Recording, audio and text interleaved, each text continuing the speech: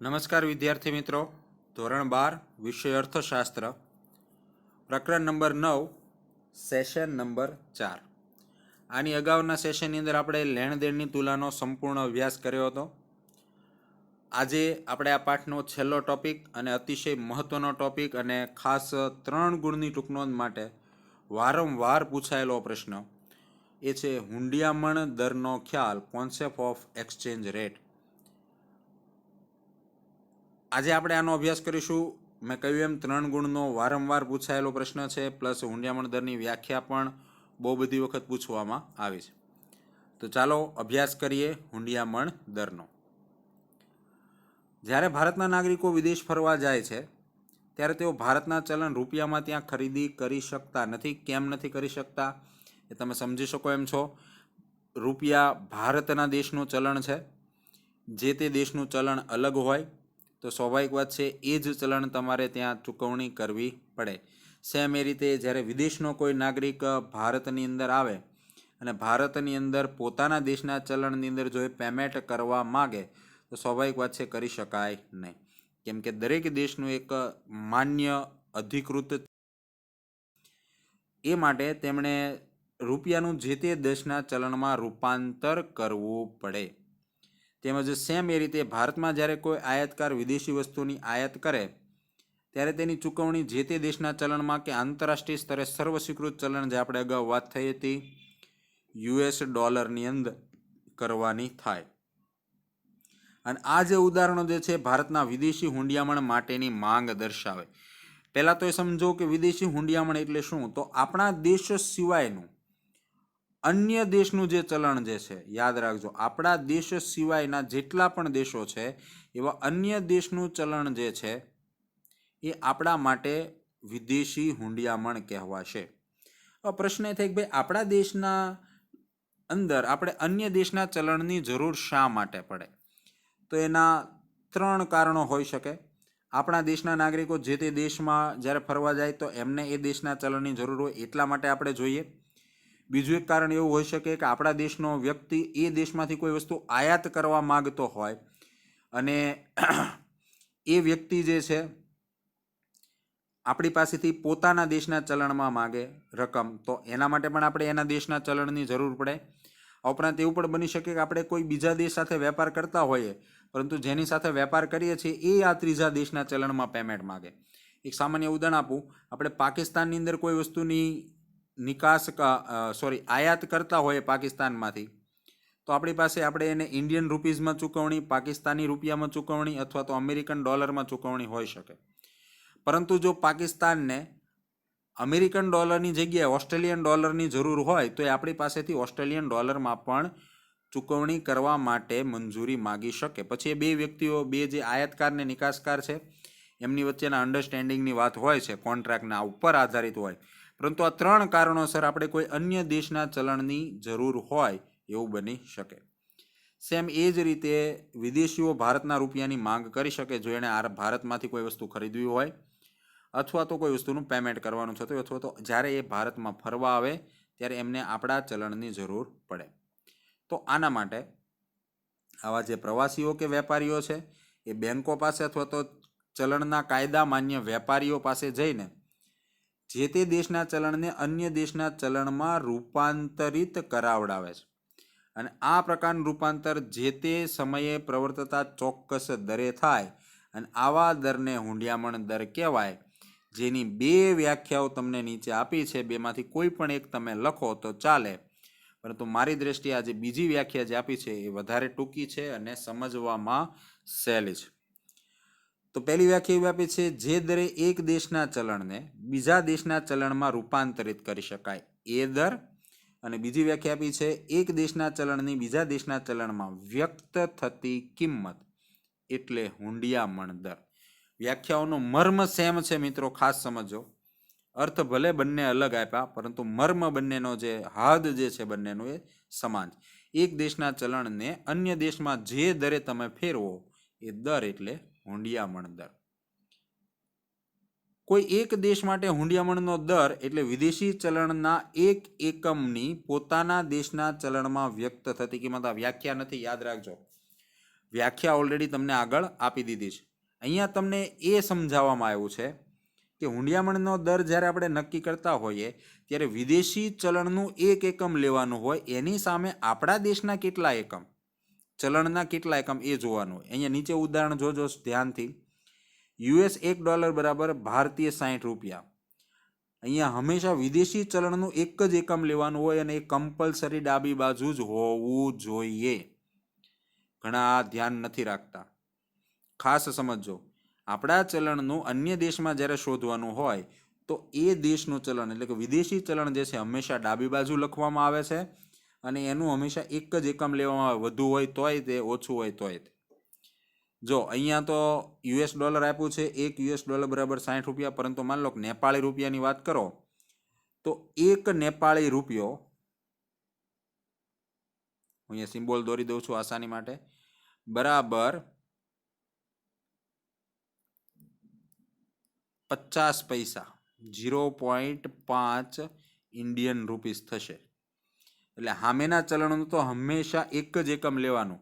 પછી એ ભારતમાં એની કિંમત ઓછી થતી હોય તોય ભલે નેપાળી રૂપિયાની જેમ, અને વધુ થતી હોય અમેરિકન ડોલરની જેમ તો પણ ભલે. એટલે $1 બરાબર 60 ભારતીય રૂપિયાનો હુંડિયામણ દરનો મતલબ શું થશે? તો કે ભાઈ $1 ખરીદવા માટે તમારે ભારતના નાગરિકે 60 ભારતીય રૂપિયા ચૂકવવા પડે.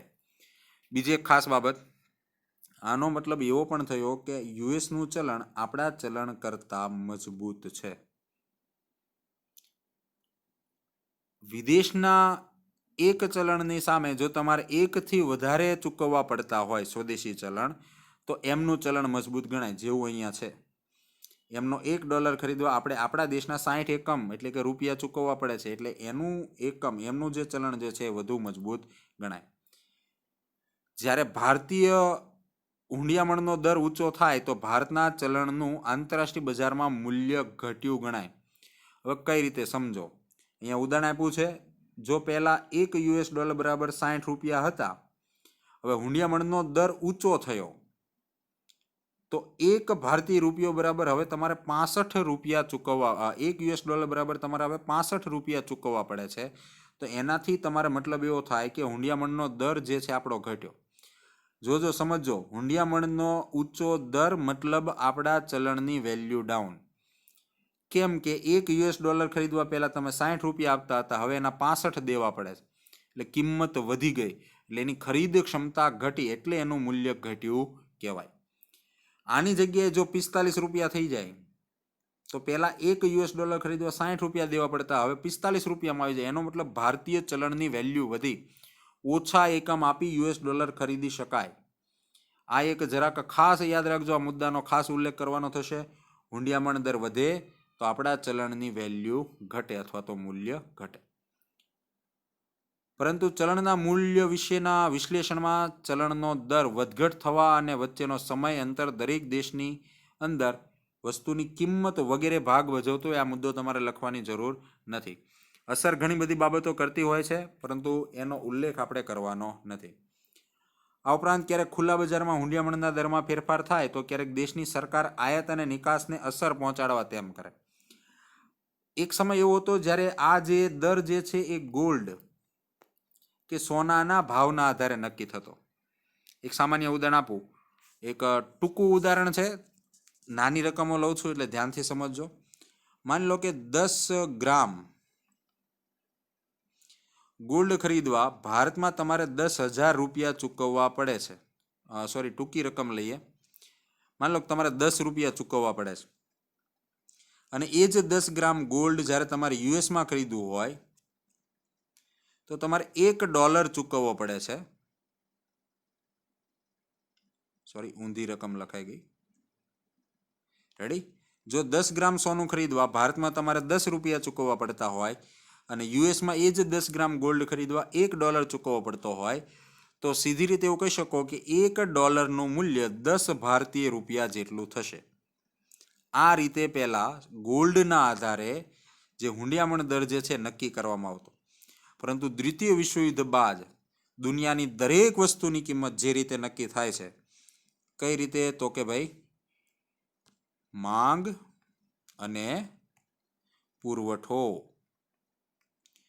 દુનિયાની દરેક વસ્તુની કિંમત માંગ અને પુરવઠાના આધારે નક્કી થાય છે. એ જ રીતે હવે આ જે હુંડિયામણ દર જે છે એ પણ માંગ અને પુરવઠાના આધારે નક્કી થાય. સાદી ભાષામાં કેવું હોય તો જો માંગ વધે તો આપણા ચલણની વેલ્યુ વધે, માંગ ઘટે તો આપણા ચલણની વેલ્યુ ઘટે. અને માંગ વધારવા માટેની સિમ્પલ જે આઈડિયા જે છે એ છે નિકાસ. નિકાસ જેટલી વધુ કરશો એટલી આપણા ચલણની જરૂર એમને વધુ પડશે, તો આપણા ચલણની માંગ વધતા હુંડિયામણ દર જે છે એ આપણી તરફેણમાં થશે ને આપણું ચલણ મજબૂત થશે. જો આપણે આયાતો વધુ કરતા હશું, જે અત્યારે ઓલરેડી કરી જ રહ્યા છીએ વર્ષોથી જો આપણે આયાતો વધુ કરશું તો આપણા ચલણની વેલ્યુ ડાઉન થશે. જેટલી આયાતો વધશે એટલી ચલણની વેલ્યુ ઘટશે. એટલે ભારત માટે હુંડિયામણ દર વધે તો રૂપિયાનું મૂલ્ય ઓછું થાય, પરિણામે ભારતમાં આયાતોની માંગ ઘટે. કેમ કે જ્યારે ચલણનું મૂલ્ય ઓછું થાય તો વિદેશમાંથી મંગાવવામાં આવતી વસ્તુ જે છે મોંઘી પડે. એક સામાન્ય ઉદાહરણ બીજું તમને આપી દઉં. $1000નો iPhone 10 રેડી $. જ્યારે તમે વિદેશથી મંગાવો છો, માત્ર માની લો કે ટેક્સ સિવાયની રકમ તમે ચૂકવવાના છો, $1000 જે આઈફોન વેચાય છે એ જો તમે ઇન્ડિયામાં મંગાવો અને ₹60 હોય હુંડિયામણ દર, તો અહીંયા તમારે એના ચૂકવવાના થાય ₹60,000. સ્વાભાવિક છે. પરંતુ જો એ જ $ની કિંમત ₹65 હોય તો $1000નો આઈફોન મંગાવવા તમારે 60ની જગ્યાએ ₹65,000 ચૂકવવા પડે. તમને પહેલાં કરતાં ₹5,000 આઈફોન મોંઘો પડે. તો એવા સંજોગોમાં આયાતોની માંગ ઘટે, કેમ કે વસ્તુ કેવી બને છે? મોંઘી બને છે. જ્યારે $1ની કિંમત 60થી 65 થાય તો આયાતકારે $1ની વસ્તુ આયાત કરવા ₹65 ચૂકવવા પડે, પહેલાં કરતાં ₹5 વધુ ચૂકવવા પડે. જેના માટે પહેલાં ₹60 ચૂકવતો હતો, પરિણામે આયાતો ઓછી થાય.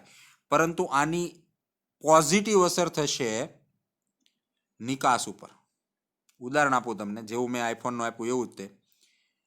ભારતમાં જે હીરાની કિંમત ₹1000 છે, ડાયમંડની વાત કરીએ છીએ આપણે, ₹1000 જે હીરાની કિંમત છે,